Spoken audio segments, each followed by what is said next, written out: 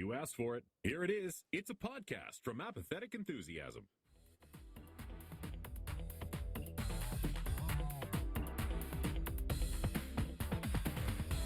Coming to you live from 15 days and 23 hours to San Diego Comic-Con, where we'll be conventioning again. Will Adult Swim be there? I don't know. But if they are there, we'll also be there. If they're not, we'll still be here on Interdimensional IRSS, the unofficial Rick and Morty podcast. It's a real will they, won't they situation when it comes to Adult Swim on the Green and other things. That's right. That's Yeah. right. We took a page out of the Friends playbook, where we were like, are Ross and Rachel going to get together? We should be like Brandon and Travis, like the Friends with Adult Swim, which is Rachel. I don't know. Yeah. It And makes then Adult Swim PR's like, we were on a break. Rawr. I don't know. That's a Friends reference, I believe. it is. It is. Maybe Let's they'll go to pivot to a different type of experience. Common Bean. Is that where the Common Grounds? What was the coffee shop that they? Central Perk. That's right. I'm inviting you to our Friends trivia night. While we're Hey in everybody, San- welcome. I'm Travis. He's Brandon, and this is Interdimensional everyone. RSS, the official Friends throwback podcast where we talk about all things Friends. That's right. This is the episode where what is it? How did the episodes are? They're like This is the one where we talk about Friends in the cold open before we get to our social media links. That's right. That's right. Yeah. Well, let's with that in mind, after the opening credits run and the laugh track happens, here's social media. You can follow us over on X at Rick and Morty Pod, Facebook.com/Rick and Morty Podcast, Instagram, Rick and Morty Podcast, email Rick and Morty Podcast at gmail.com. We're at Blue Sky, Rick and Morty Pod.bsky. B, that's in B as in boy, sky as in sky, .social. We're on the web, of course, rickandmorty.reddit.com. That is the official subreddit, the official, somewhat unofficial subreddit of Rick and Morty. So many folks there, over 3 million folks. Love all of you, every single one of you, even the ones who hate me. We are streaming. Nobody hates me, of course. We are streaming this on YouTube. If you want to follow us, see what we look like. See that I'm the one with glasses and that Travis is not the one with glasses. You can check us out over at YouTube, youtube.com/Apathetic Enthusiasm. And of course, if you are one of the folks who likes to support us, thank you so much for Patreon, patreon.com/Apathetic Enthusiasm. We appreciate all of your support through the years, continuously. And even if it's not monetarily, the fact that you listen to us every week it's incredible. It's an incredible feeling. Yeah. Fantastic job, Brandon. You did it so well, clear, concise, and from the comfort of your own home. Welcome back from, not the comfort inn, but the comfort of your makeshift studio there. How was the trip? How was vacation? The trip was really good. So, for those of you who didn't listen last week but are listening now, last week I was on vacation. I was on a road trip with the family to New Mexico, and we watched the episode 6, the Carixius case of Benjamin Button, and Just I can't caught say it. that title enough. Let me tell you. And I didn't have any of my equipment from my home office. I was like, oh, I've got some good ideas of how to record this. None of them were successful. But so I'm like in a hotel room in Albuquerque recording this with you, Travis, and my older brother wanted to see what it was like for me to record. My parents were outside the hotel window, like looking in at me the entire time. They're like, oh, look at Brandon. He's so different in person when he's recording than he is like with his family. So just to let everybody know, I'm not this way. Yeah, this is an act. Neither of us are like this in real life. So it's fun. I'm glad to be back home. I'm glad to be back here on the microphone with you, Travis. It's always a pleasure to see you. Thank Oh, you yeah. for having me. It's always a pleasure to be seen, Brandon. But enough pleasantries. Mhm. Let's get into Suck. the show and start with the segment that we like to call semi-pertinent news. Semi-pertinent news coming to you. Is that the like the Morse code, the like the little ticker tape? That's I like it. It was long, short, long, long, long. Long. Semi-pertinent news. Yeah. So long. Let's get into it. Yeah, man. Yeah. Not a ton of news to talk about. You mentioned this. You kind of hinted at it. In the cold open for the show, but yeah, we are a little over 2 weeks away from San Diego Comic-Con. This will be the third consecutive year that Brandon and I have attended San Diego Comic-Con, and one of the things that we look forward to every time we go, pretty much one of the reasons we go, is for the Adult Swim offerings that are there at the Comic-Con, whether that's Rick and Morty panels that we like to attend, or the events that take place, not actually inside the convention center, but for years and years and years, Adult Swim has set up an outdoor space. It's usually kind of like behind the convention center where fans, even if they don't have a ticket for Comic-Con, can go. They can play games. They host like live watch parties, different types of events in the evening. It's a great time. It's super fun. We've made some friends of the podcast through these events.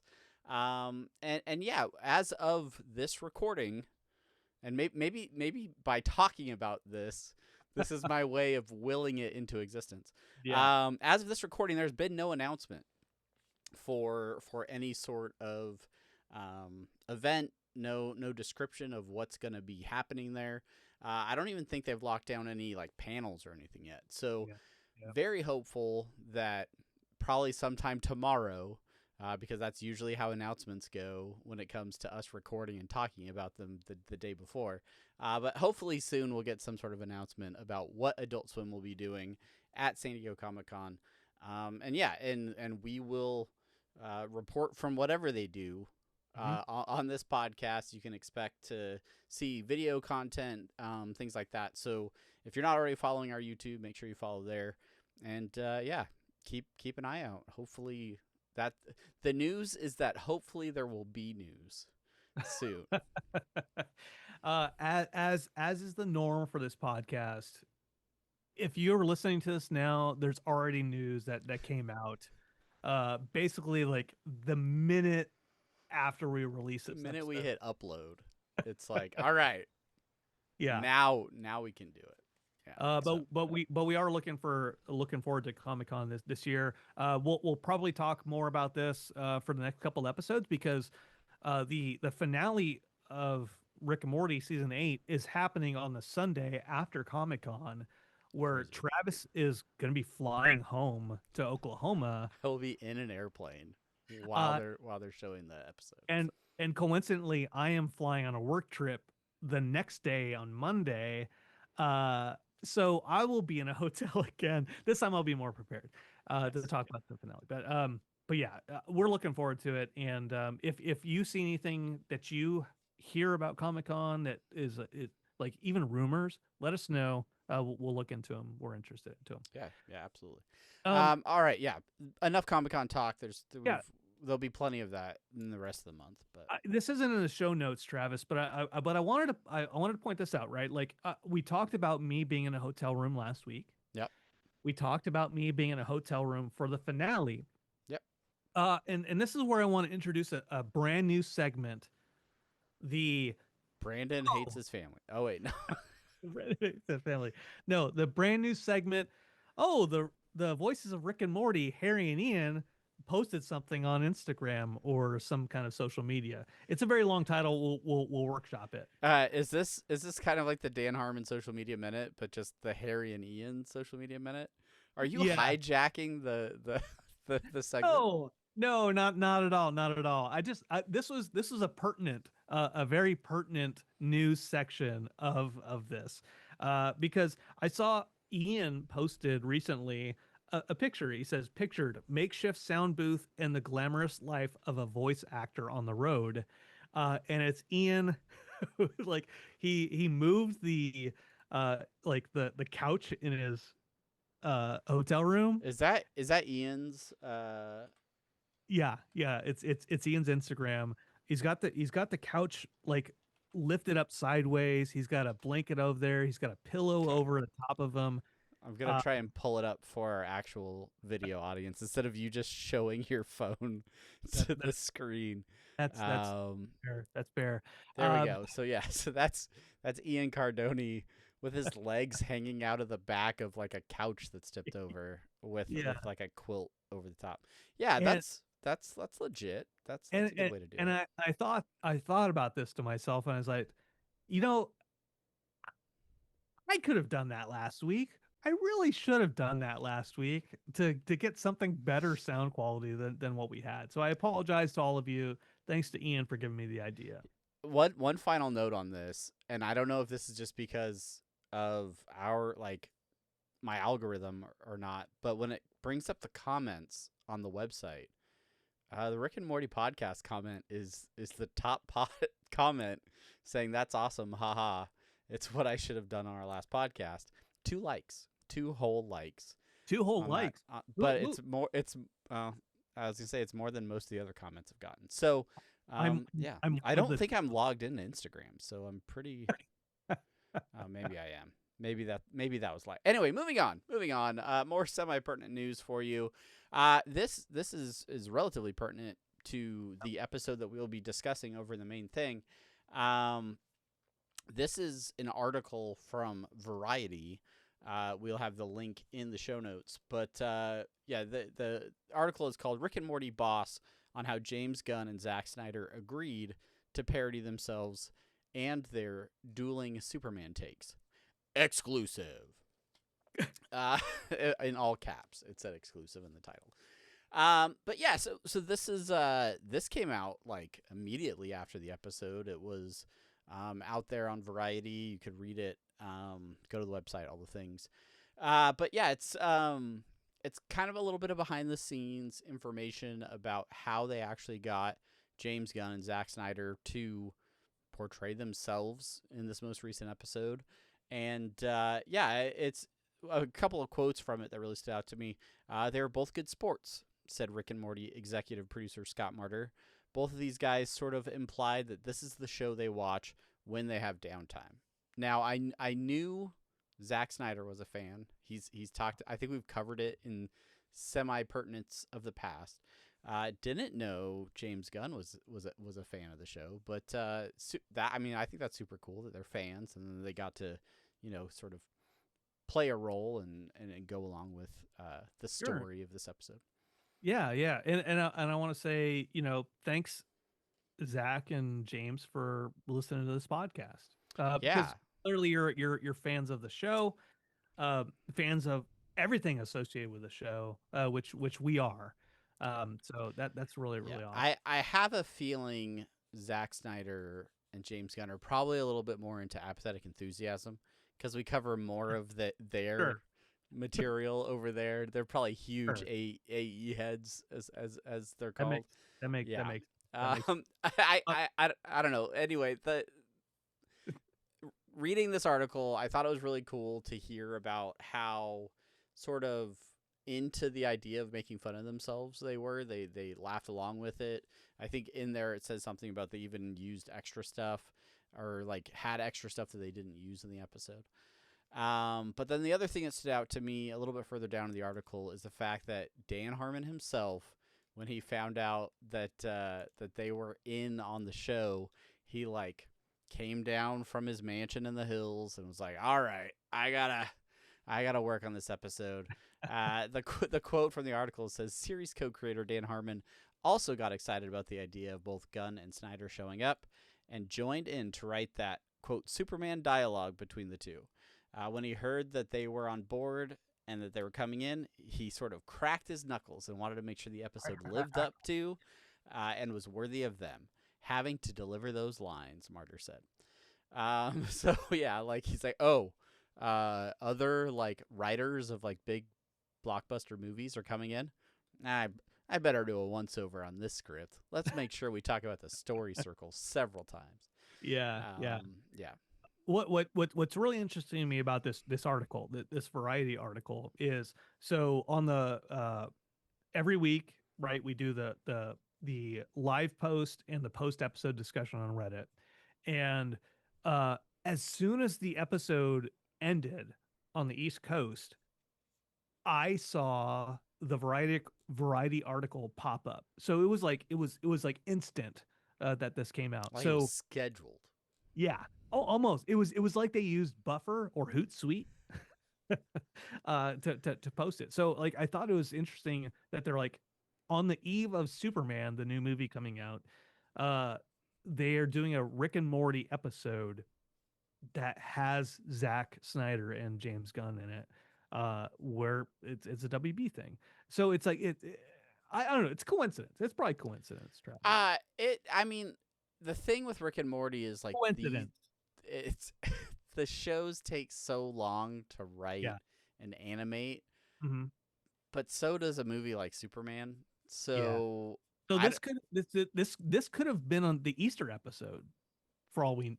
yeah, I mean maybe they just moved the order around a little bit to which, by the way, Superman from James Gunn in theaters this Friday. Not a sponsor, but if they want to sponsor us, happy to do so. I don't know. I'm cautiously optimistic about it. I will probably go see it in theaters, mostly because my son wants to. But I'll see it after Megan 2.0. But Travis, let's move away from these types of semi-pertinent conversations and get into something very pertinent, which is the Dan Harmon social media minute. Dan Harmon. Yeah, so I did have something from Dan Harmon for the social media minute. This coming I first checked his Instagram, and the sharp commentary, political commentary from Dan Harmon that was Law and Order related. It went over so well in the last episode of the podcast that I didn't want to go back to that well again. Right. And the last 3 posts on Dan Harmon's Instagram are all Law and Order related. So I thought, you know what? Let's just see what's going on over on Blue Sky. And sure enough, we got some avocado rants.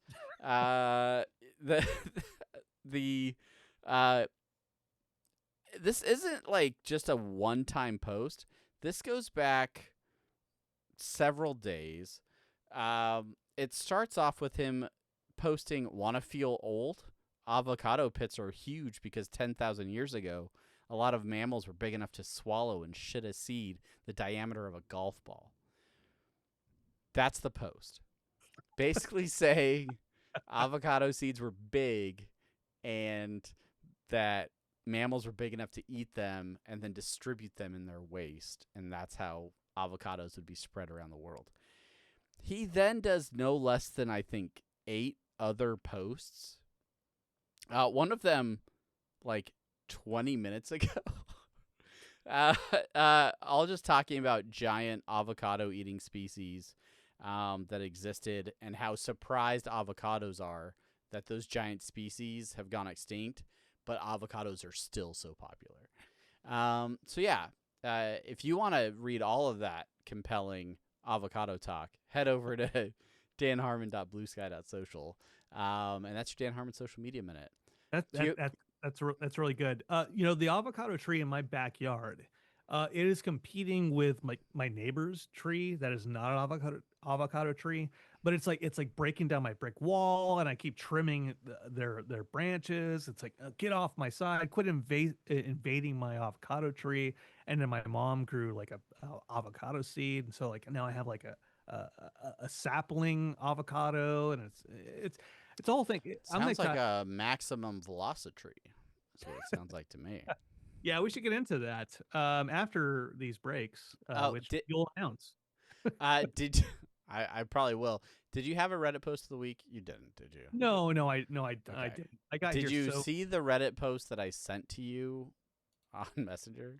no. Which one was it? Okay, so this is from user John Smith Can Do. And this is Rick and Morty being brutal about DC this year. Currently only 483 updates, but it was posted 10 hours ago. This is a my favorite sort of social media inception. It looks like an Instagram post that is screenshot and then posted onto Reddit. But this is a post by Justice Soldier 7. And it's interesting. The last shot of Zack Snyder in the episode where he's just gotten his sundae and he's laying on the ground. The pose of James Gunn. Oh, James Gunn. Sorry. Yeah. He's posed exactly the same way that Spider-Man is in the trailer when he's like laying in the snow and he's like been beaten down. Like the position of the limbs is exactly the same. So you can see that over on Reddit. You can see it if you're watching the YouTube video. But I thought that was an interesting note that somebody picked up. And that's why it's the Reddit post of the week. Why is the gun named Sunday? I don't know. I still don't understand why. Maybe we can elaborate that in the main thing, which we will get to right after these messages. So stick around, and we'll be right back.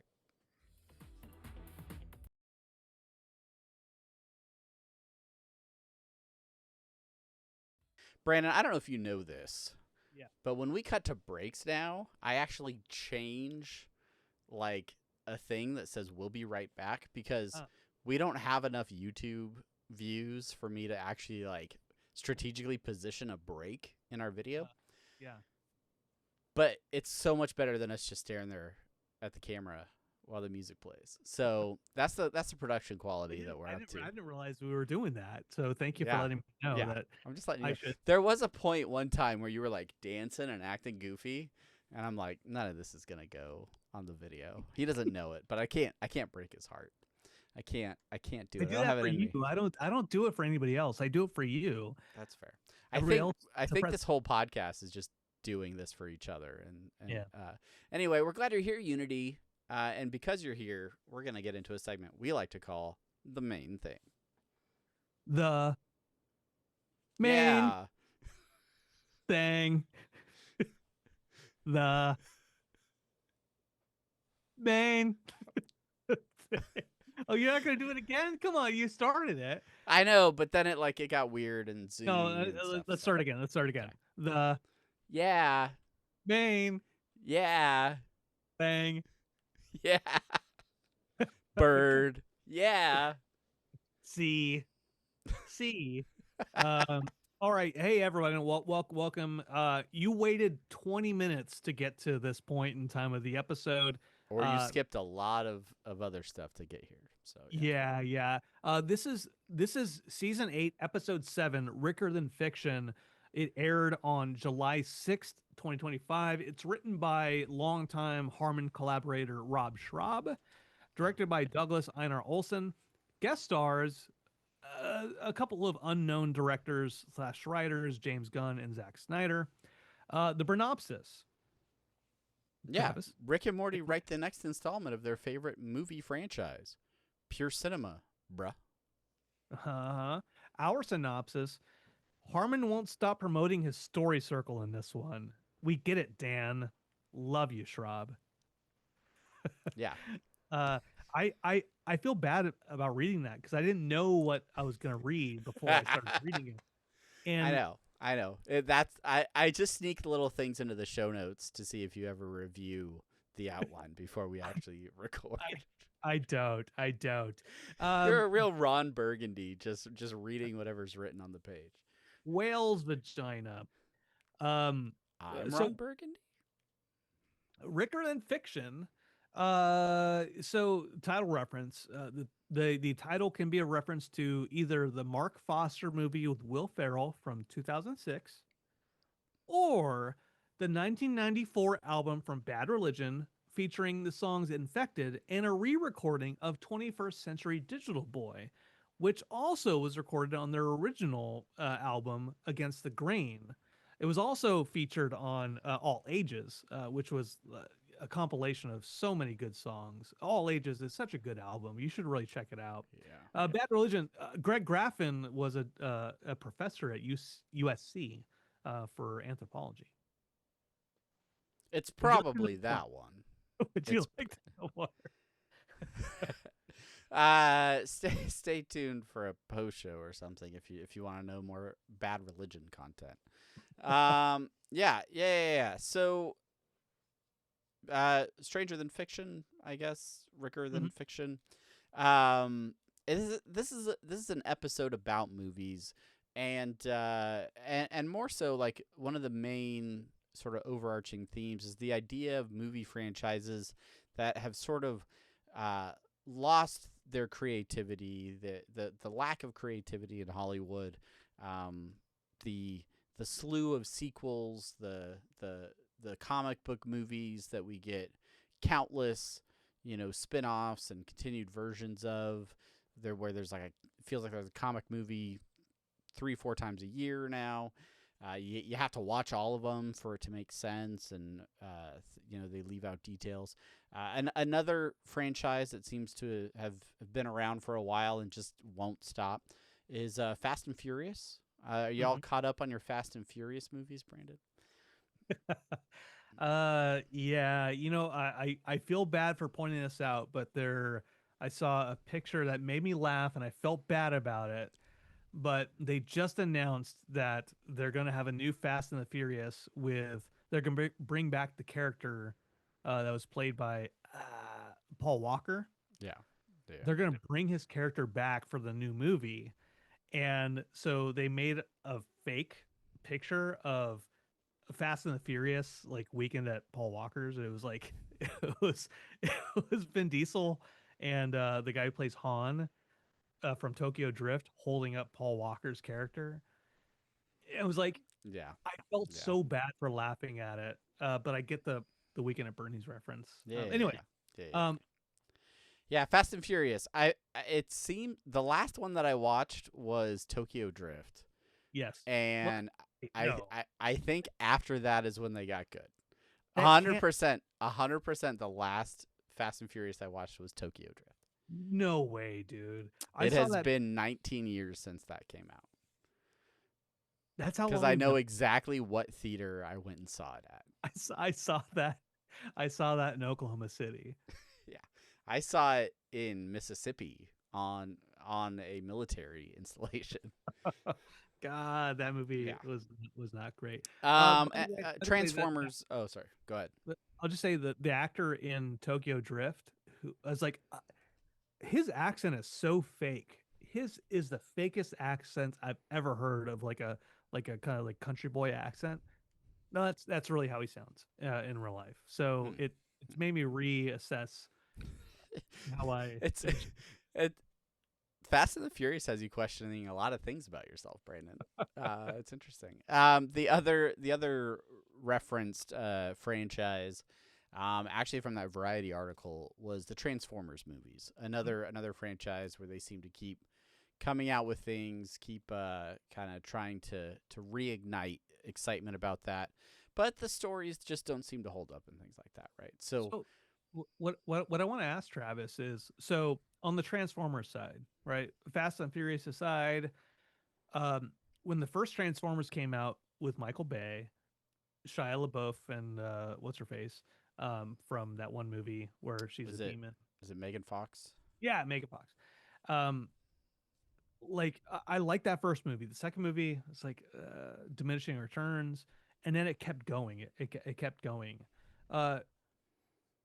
I think I associate this episode more so with the Michael Bay Transformers than Fast and the Furious.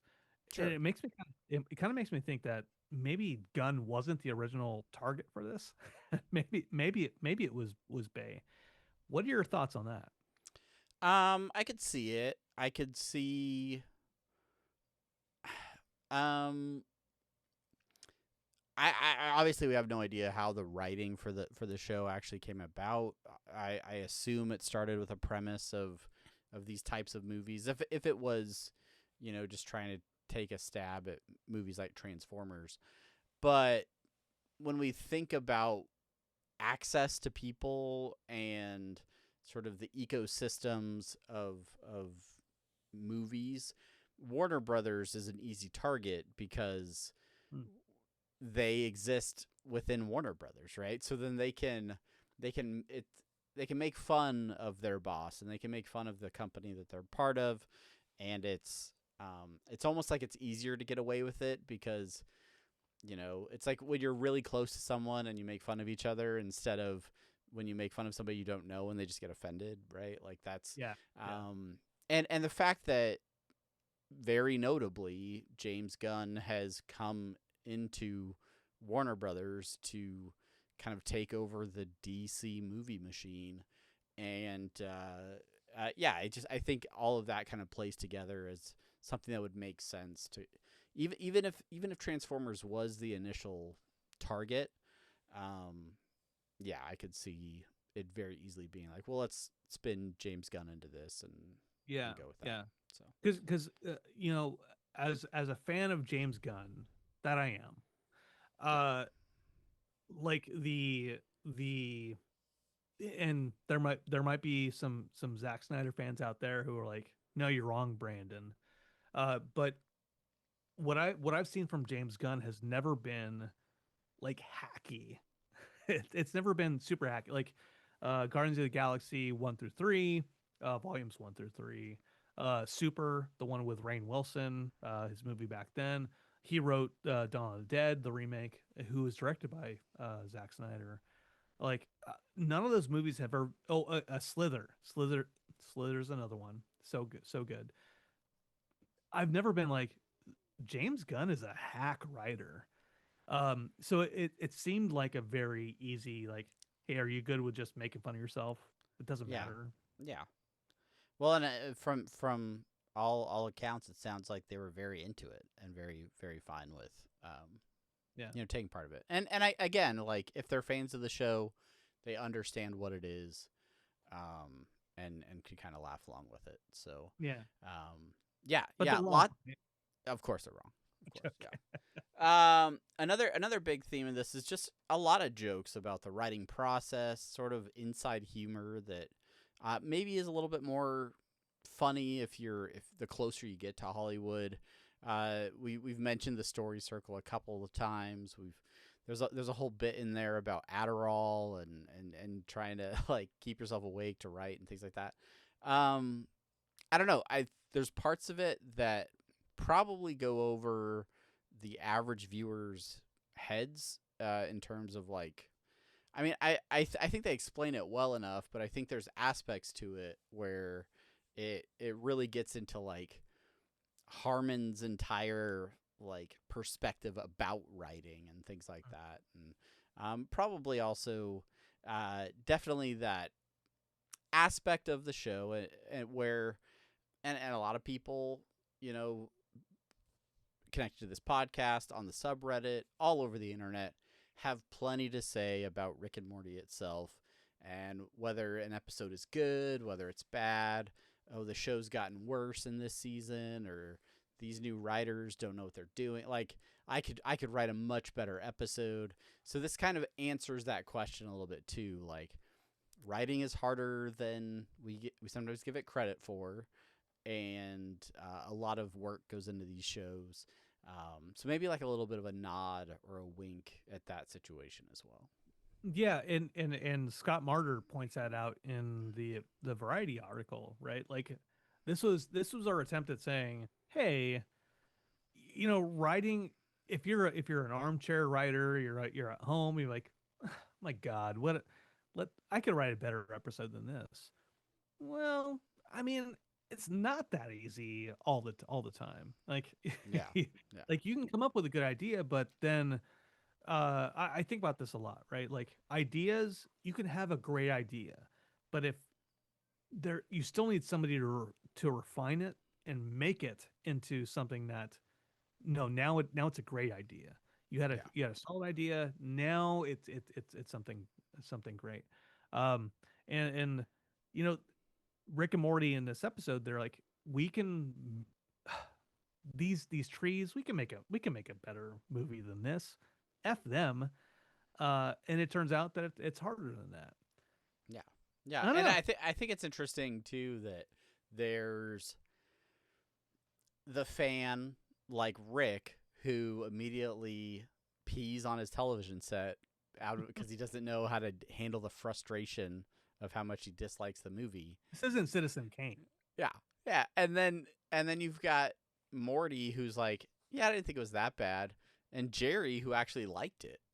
Mhm. Right. And it's the same movie. And so I think that's an interesting sort of nod to fans that are really upset about a movie that comes out or an episode of Rick and Morty. And I like, this is trash. This is terrible. And sometimes they're the most vocal about their opinions because there's plenty of other people that are like, no, I thought it was good, or I liked the episode, or I thought it was okay. And they don't get up in arms or rush to the comments section to share their opinions. They just, they like it. Or they, What was the name of the character that Rick started to really like? Tannenbaum. Tannenbaum. Yeah. Yeah. So kind of along those lines, right? Like, there are movies that I like that you don't like. There are movies that you like that I don't like. Absolutely. I don't know what they are, but that they exist. Oh, I have a list in my phone. We can talk about it later. Okay. Stay tuned for the post show.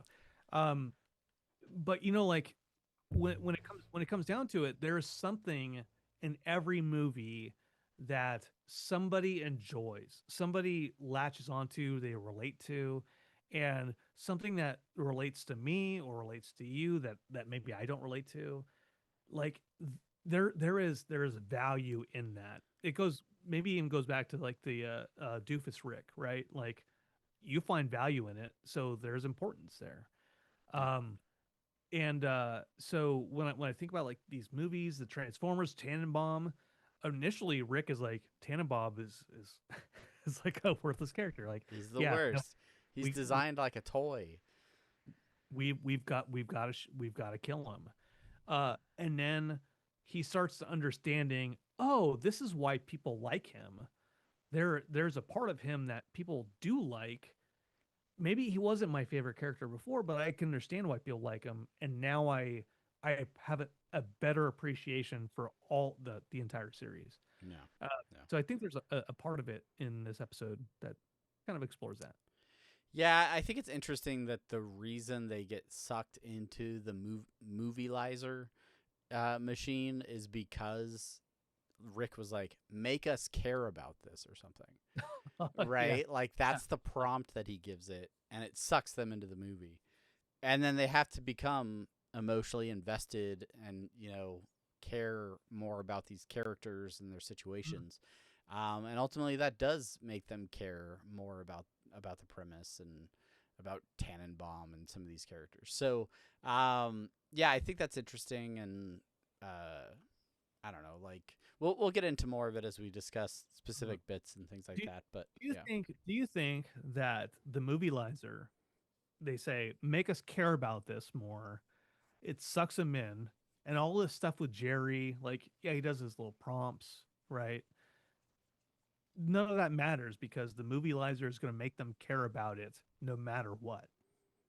Yeah, maybe that could be. Yeah. I don't know. It's interesting. It's interesting once they actually get in the movie, how they respond, Rick is immediately trying to like solve it, figure out a way to stage things so that they can get out of the film. But definitely by the end, he's much more invested in the characters and what's going on. And, yeah. Anyway, not the, Get our favorite, Travis. Favorite bits later on. Okay. We rehash almost the whole episode in favorite bits, so I don't want to repeat ourselves too much. I will say one last thing. Not the first time we've talked in depth about story development in a Rick and Morty episode. I really aside from, I mean, this made me think about Story Train a ton. Also, because it was like a Schraub episode, it just made me think about other Schraub episodes, including the Numericons, everyone's favorite Love it. piece of cinema that nobody had any comments about in the comments section. But yeah. I thought this we're good on story. We're good on stories about stories. I think for a little while here, we could go a season or two before we go back to this sort of topic.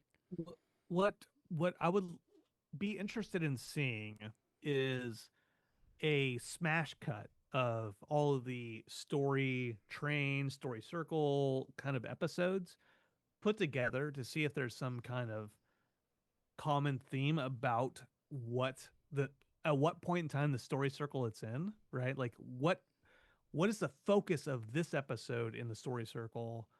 Because in this episode, right, like at some point in time it's like, oh no, we're going linear and it's at the very bottom of the circle. And they make a point of pointing that out. Like I'm interested to see if there's like a meta story about the story circle going on throughout Rick and Morty. All right. That's your homework, everybody. Go build a supercut. Don't ask me to do it. Yeah. I've been drinking whiskey. Heyo. Any other thoughts before we start rattling off some bits from the episode? No, man. I say nah, man, and I'm gonna talk more. You know me. I like Rob Schraub, and I like the episodes that he comes up with, the ideas that he comes up with. I'll say that this is Numericons, right? A lot of people were saying that is a very Transformers the movie esque episode, right? Yeah.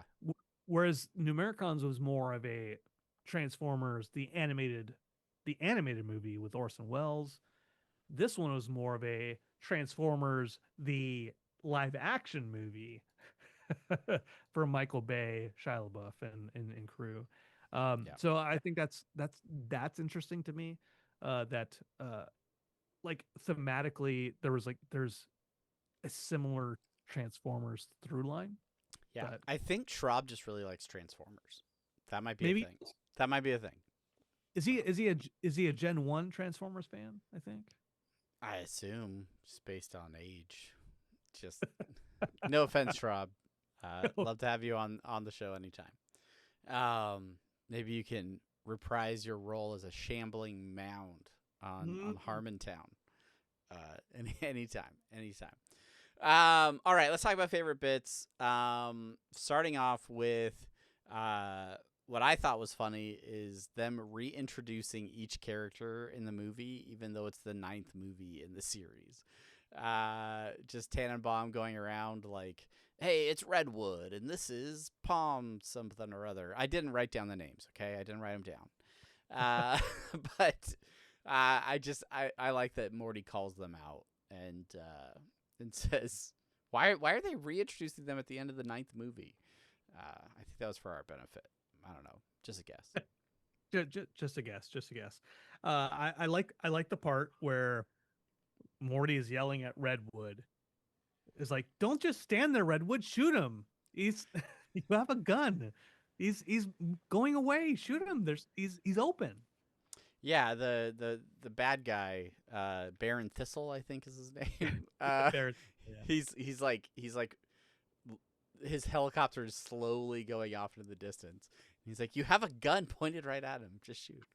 Yeah, I that just speaks to me about so many movies we've seen where it's like, why aren't they just doing the thing that all of us would think to do in this moment? Yeah, for dramatic effect, of course. Mm-hmm, mm-hmm. I liked when Rick and Morty ran into the Warner Brothers lot. They portaled in, and they're just whiny fans and James Gunn. James, I was gonna call him Jim Gunn. Jimmy Gunn. Old Jimmy Gunn, Jimmy Bang Bang. And Morty says, "You're ruining my childhood," which is still ongoing. Yeah, I don't know. I like that one. Let me ask you about that, Travis. Right, like there are so many franchises from us in the mid '90s that like, oh man, they have not done a good job with this. What is the worst franchise for you as a kid of the '90s growing up? Where you're like they ruined this. Mm, so I feel like the one that comes to mind first is the one that I should say, and it's coming to theaters this summer. Yet another installment in the Jurassic Park series. It's already out and it's getting Yeah, such terrible reviews. yeah.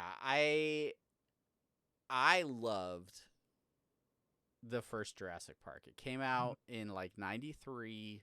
I was like 10 years old, and it was the first movie that I remember going back to the theater multiple times. I think I saw it 3 times in theaters. Wow. I loved it. I was fascinated by the film and the dinosaurs and like the technology of how they were able to, get some of those effects going. And just like the story was awesome. Jurassic Park was a classic for me. I love that movie still. The more they have continued to try and expand and draw that out, to me feels like they've somewhat ruined that franchise for me. No, I don't know. Do you have a different answer? No, well, ask me. Go. Brandon, what franchise from your childhood, our childhood, do you feel like has been ruined? Too many installments. Never-ending story. Look, it ends. It ends. It bothers me that like it stopped. They stopped making them. Why would you call it the never-ending story if it does? If you're gonna stop making those movies, and so that's what ruined my childhood. The book ends too, right? It's a book and it ends. Oh, wow. We're going to have a lot to hash out in a non-existent post show. So stick around.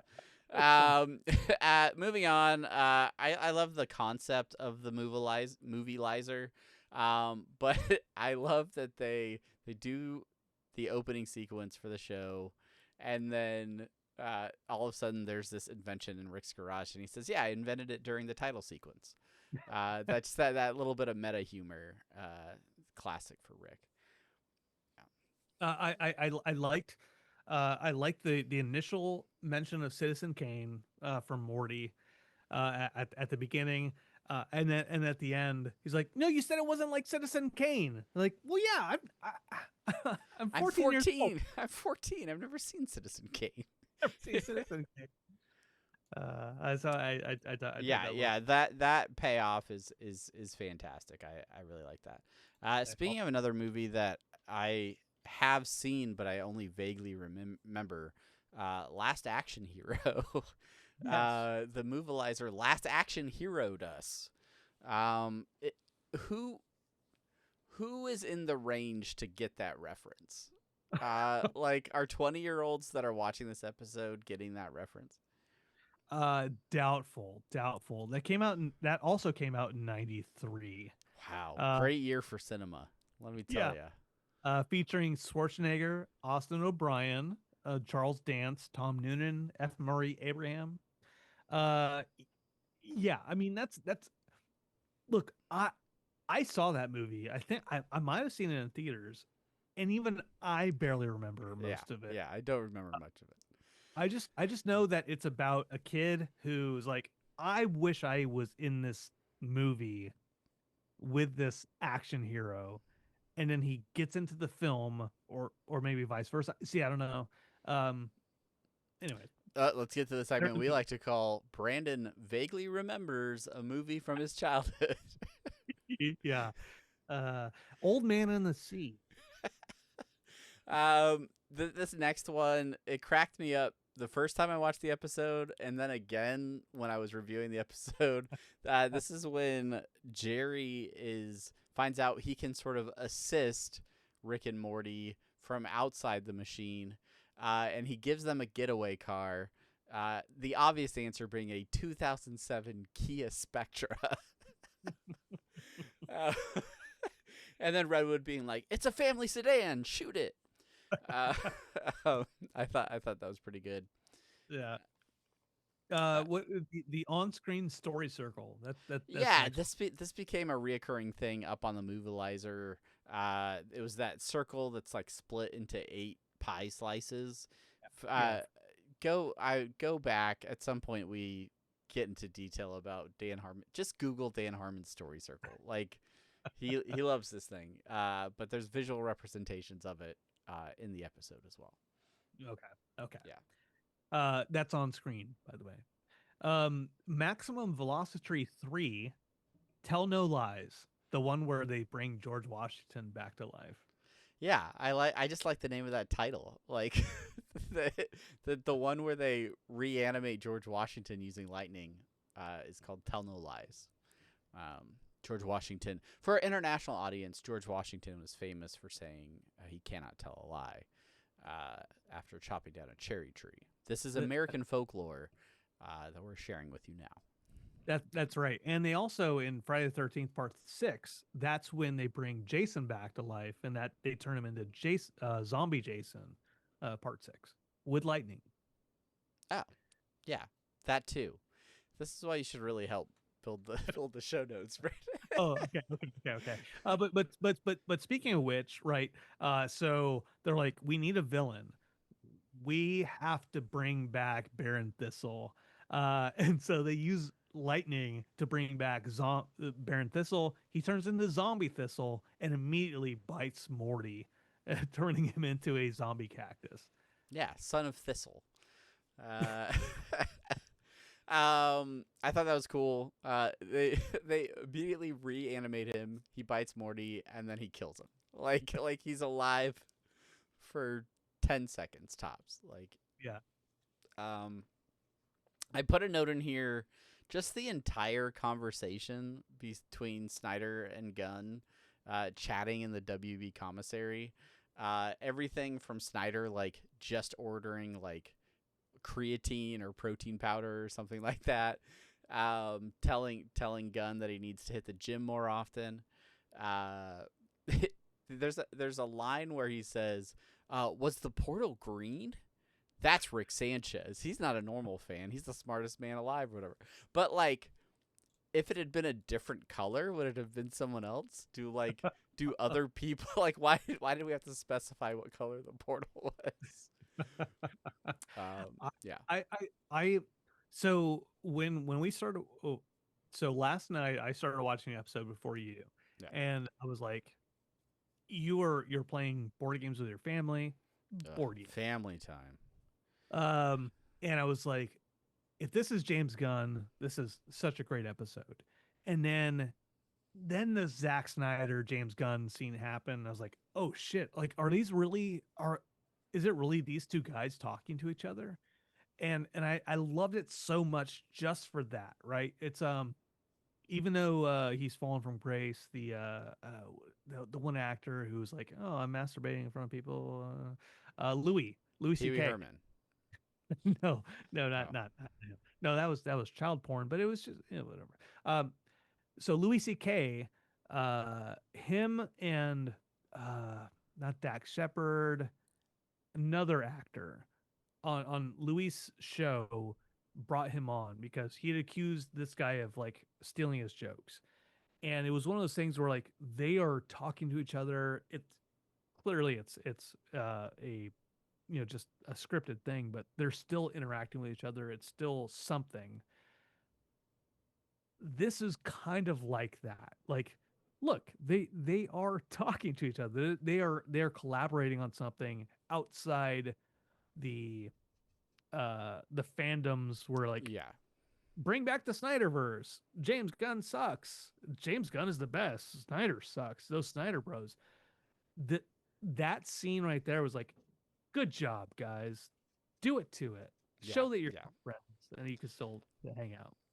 I did appreciate it. I thought it was good, and it was. I think it's just cool to kind of like sort of have that connection outside of the normal, DC gossip, but like that they could both be a part of this episode. I don't know.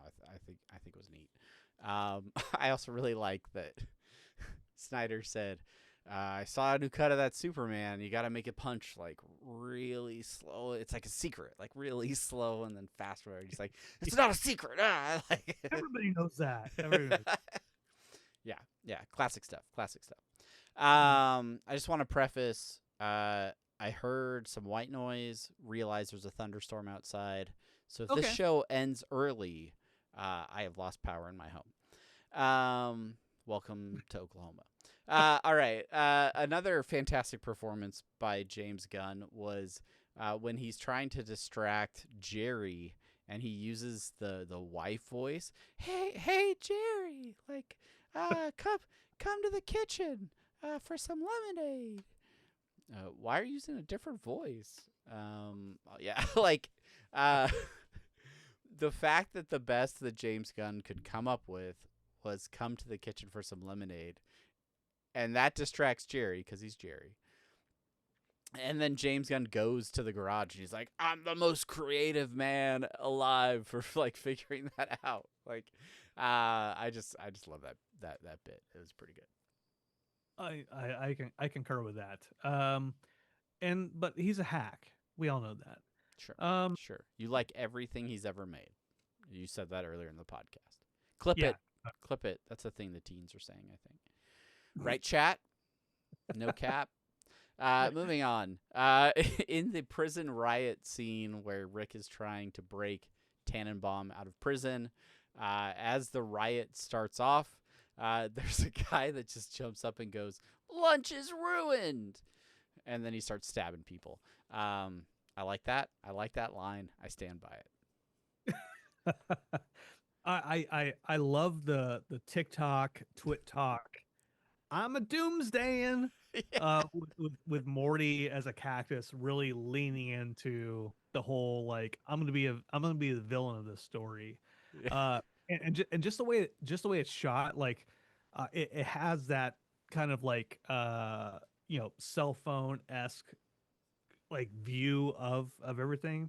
Yeah, I like Samantha comes in and like yeah came like, yeah, we're gonna melt them ice caps or whatever. Like, I yeah, we talk about this on like the first interdimensional cable of like the perspective and the way you shoot certain scenes, and like perspective is hard to do in animation.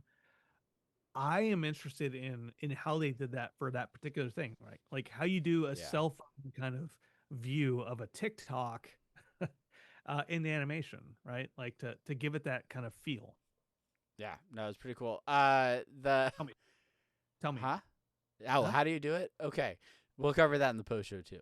Um, mentioning Samantha, the henchweed, Mm-hmm. who I believe was voiced by Ryan Ridley. It sure did sound like it.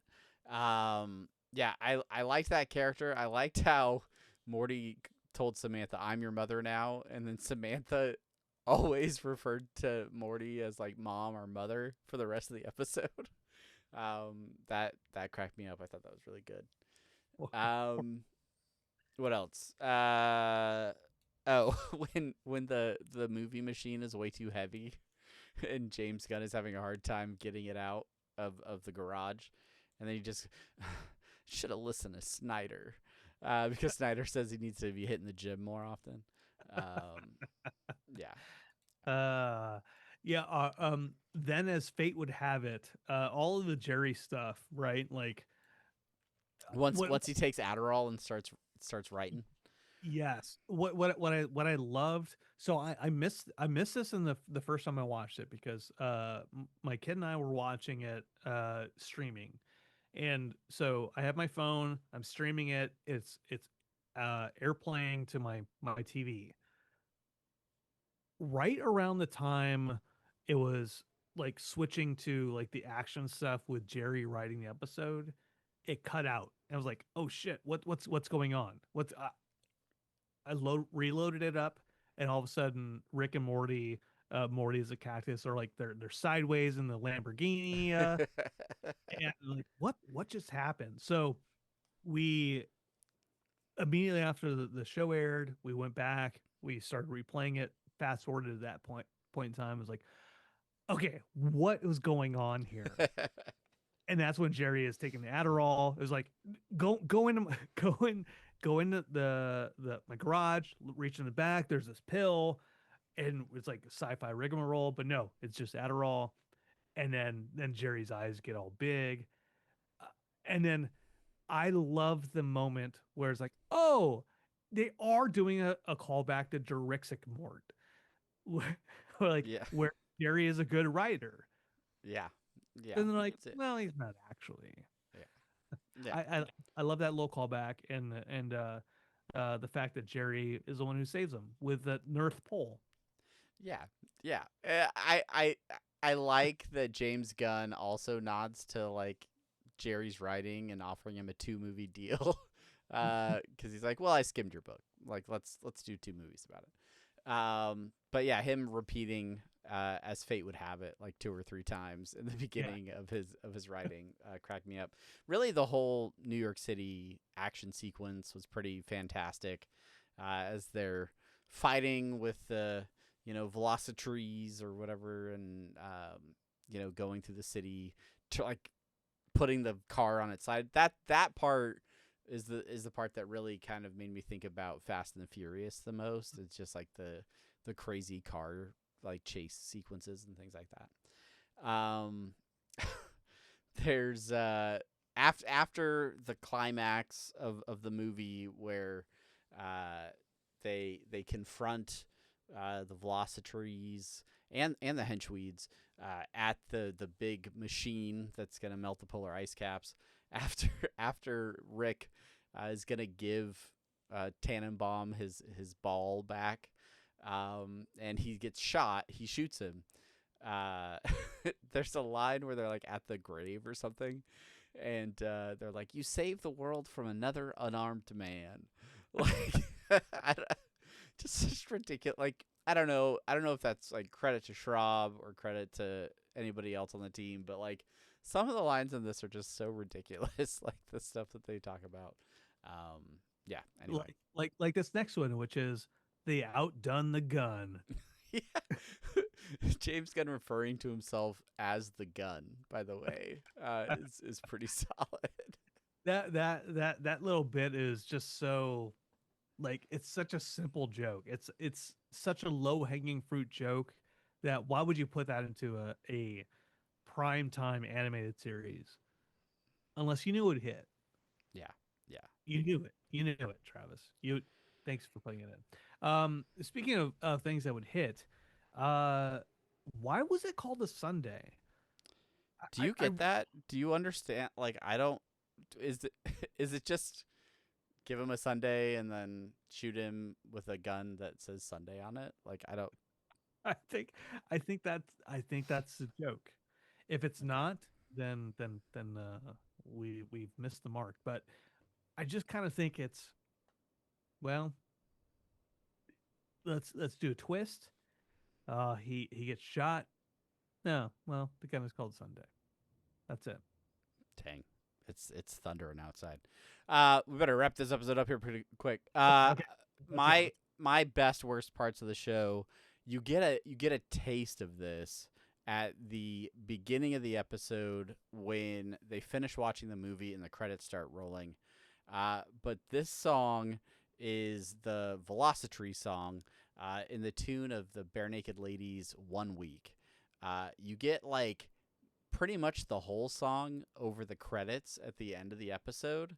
I was really hoping, as I was watching the episode, that we would get a Spotify release of this song, and sure enough, as you were talking, I was ignoring you, and and I went and searched Spotify. The song is available right now on Spotify. You can go and listen to it. So I don't know. We'll maybe we'll leave a link in the show notes or something like that. It's a great song. It's Rob Schraub singing. It's singing all about maximum velocitrees, and for some reason it's to a Bare Naked Ladies tune. And it's great. I love it. I absolutely love it. go to Spotify, Maximum Velocity featuring Ryan Elder from Rick and Morty season 8. Yeah, good friend of the show. New release. Um, let me just tell you, Travis, I don't like that song. The fact The that Bare they say Naked Ladies one or the song from the show? the Bare Naked Ladies. It's like Chickadee Chew, the Chinese chicken. Yeah, you Like- have a drumstick and your brain stops ticking. Watching X-Files with no pants on. With no lights on. With Oh, Donna oh. Mays on. I hope the smoking man's in this one. Oh, he doesn't say with no pants on. Like Harrison Ford, I'm getting frantic. That sucks. I mean, good lyrics, but So I good. was- So good. I was It's a never- classic. It's a classic. All right. Do you have any other best or worst parts of this episode for you? No, I'll just say about this episode. I liked it. I'm always a fan of Schraub episodes. But I also recognize that I'm not always the prime fan of the show when it comes to like the subreddit and stuff like that. We're an outlier at times for some of our favorite episodes for sure. I mean, we talk about Numericons, right? Like that was to me such a good episode. Pissmaster episode, such a good episode. Those are not episodes that everyone likes. No. So, so I'm an outlier. I'm an outlier. You're That's an fair. outlier. Yeah. But good job, Schraub and Douglas, Einar Olsen for this episode. Yeah. But I'm interested to hear what other people feel about the episode. Was this a good one? Do you think this sticks out for a season 8 episode? Is it maintaining consistency? Was this a downer? Was it an upper? Is it like beer or is it like a shot of speed? Shot of Adderall. If I'm rating just season 8 episodes, top 10 season 8 episodes, I don't know if this is in my top 5. Woo! I don't know. We have to go back. There's only There- 7 episodes, dude. If you're doing like a blind react like they do on the Twit Talks, right? Like, and I don't know what the next 3 episodes are. Who's to say, other than the Sure. people that made them. But there've been some really solid episodes this season already. Like, maybe it's in the 5 spot, but just kind of thinking offhand, yeah, like there've been a lot of good episodes. I don't know if this is in my top 5. But that's not to say I disliked it. I just You think hit there it. was some You stronger guys- episodes in the He season. doesn't like it. Yeah, you heard it. All right, that's it. Yeah, let us know what you think of this episode. Leave a comment down below or email, do all the things. You guys know how to get a hold of us. And those of you do get a hold of us, we like to talk about it in a segment we call Listener Suggestions and Short Outs. Ew.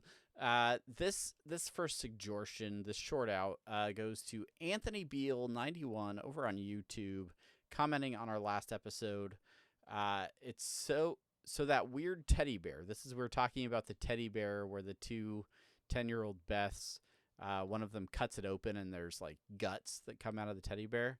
Yeah. That weird teddy bear was a throwback to ABCs of Beth. In that episode, Rick shows her all the things she asked him to make for her. In that long list was a teddy bear with anatomically correct innards. I thought that was fantastic. Yeah, that's great. Great that is a throwback to a random thing from a previous episode. I missed that connection. So thank you for letting us know. That was awesome. Yeah, when it comes to this show, our connections stop at season 3. Like we don't get any connections after season 3 beyond that. Like we miss all those like Easter eggs. And that's really why we rely on you to bring us these facts. Yeah, we actually haven't watched the show since season 3. So Yeah, we just go to the Reddit. We're like, what are people saying? We want to know what they're. we have Chat GPT make us some show notes, and then we just read what it says. Wait, Peter Griffin was in this episode. I assume that's what it says was on a the page. it was a whole episode about how his father-in-law lost $1, and then they were like following the dollar, and then there was like a strip club, and then like Meg was dating like a captain with peg legs and arms. It's You've completely lost me at this point. I know that was the episode before they reshowed Carixia's case of Benjamin Button. Yeah. That I congratulate you for saying that episode title twice in this episode of the podcast. It hurt me so much. All right. Anything else before we get out of here, Brandon, that you wanna leave the folks with? No. We've been getting a bunch of comments on email, our Blue Sky, our Reddit, our YouTube. We appreciate all of you, right? Like you, we read all of your comments. We may not shout you out every single week, but mostly it's because I lose the ability to talk after 45 to 55 minutes because of whiskey. But we appreciate all of you. Unity, you are so great. We've got this is episode 7. We've got episode 8, 9, and 10 left of season 8. We are so excited to talk about them with you. After Comic-Con, episode 10, we'll be right there with you. I'll be in a hotel room. Unbelievable. It's gonna be so great. Hopefully, we can see people in San Diego, and we can bring them to you. Oh yeah, absolutely. If you're gonna be in San Diego for Comic-Con, I mean, let us know. Like we'll do an unofficial meetup or something. Yeah. Short outs to Rob Roberts. I'm talking about handcuffs, Travis. Before we we will bring people to you. We will kidnap people for you if they're in San Diego. Yeah, all right. We're going to talk about that in the non-existent post show as well. Special short outs again to Rob Roberts and Richard Rawlings, who both explained their name origins in separate emails after last week as well. Yeah, we're going to go, I guess, arrest people in San Diego now. So thank you for listening. Kidnap people. Oh, kidnap. Yeah. Human trafficking isn't a thing because we found out that Epstein's client list is not a real thing. Sorry. All right, everybody. Thanks for watching. Thanks for listening. Don't forget to like, subscribe, comment. I'm sure there's plenty to comment on in this one. Democracy is dying, everybody. We have happy 4th of July. All right. Well, we'll see you guys later. Until next time, I'm Travis. Brandon, bye. Bye.